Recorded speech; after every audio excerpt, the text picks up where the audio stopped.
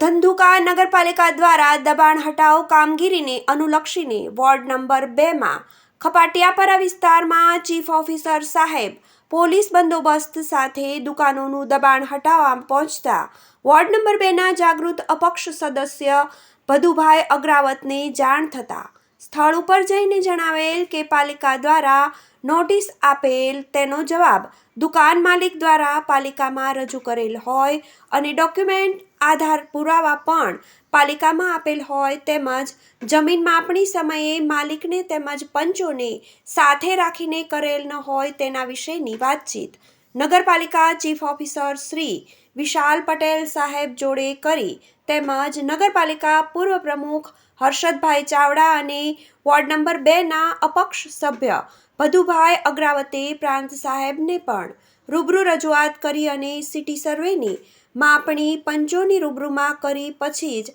આ વધારાનું દબાણ હોય તો આગળની કાર્યવાહી કરવા જણાવ્યું. ચીફ ઓફિસર શ્રી વિશાલ પટેલ સાહેબ તેમજ પીઆઈ શ્રી ગોજિયા સાહેબે અને સ્ટાફે પણ તેમની સાથે ચર્ચા વિચારણા કરી ફરી માપણી કરી અને પાલિકામાં આપેલ ડોક્યુમેન્ટ્સ પૂરા ચેક કરી લીધા પછી હું ધંધુકા નગરપાલિકા વોર્ડ નંબર 2નો અપક્ષ સદસ્ય છું. મારા વિસ્તારમાં જે આ નગરપાલિકા દ્વારા અત્યારે દબાણની કામગીરી કરવામાં આવી રહી હતી મને જાણ થતાં હું સ્થળ ઉપર ગયો અને મને જાણવા મળ્યું કે નોટિસ આપેલી હતી 24 કલાક પહેલાં, પરંતુ ચીફ ઓફિસર સાહેબ સાથે મેં ચર્ચા કરી કે આ નોટિસનો આ પાર્ટીએ જવાબ આપેલો છે અને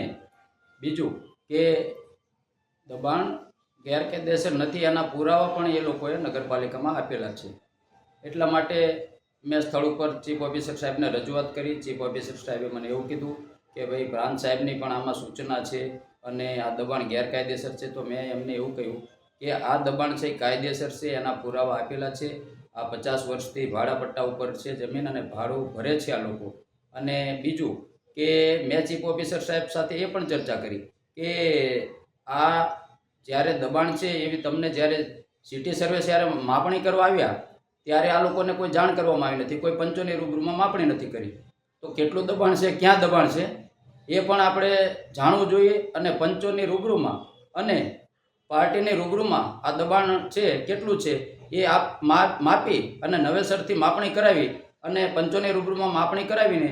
વધારાનું કોઈ પણ દબાણ હોય તો આપ સાહેબ દ્વારા કાઢવામાં આવશે. તો એમાં અમારો વાંધો હોતો નથી અને કોઈ પણ ગેરકાયદેસર દબાણ હોય એની અંદર આપણે કોઈને સહકાર આપતા નથી. પણ આ દબાણની કામગીરીમાં એટલા માટે મેં અટકાવી છે કે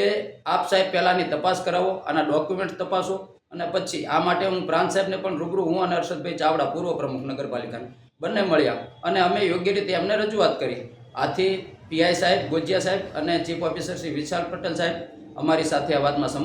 સંમત થયા અને એમને એવું કહ્યું કે ભાઈ 7 દિવસની અંદર આના ડોક્યુમેન્ટને જે છે એ તમે આપ્યા હોય અથવા ફેર આની માપણી કરાવવાની હોય કરાવી અને પછી આગળની કાર્યવાહી કરીશું. આગળની કાર્યવાહી કરશે તેમ જણાવ્યું હતું.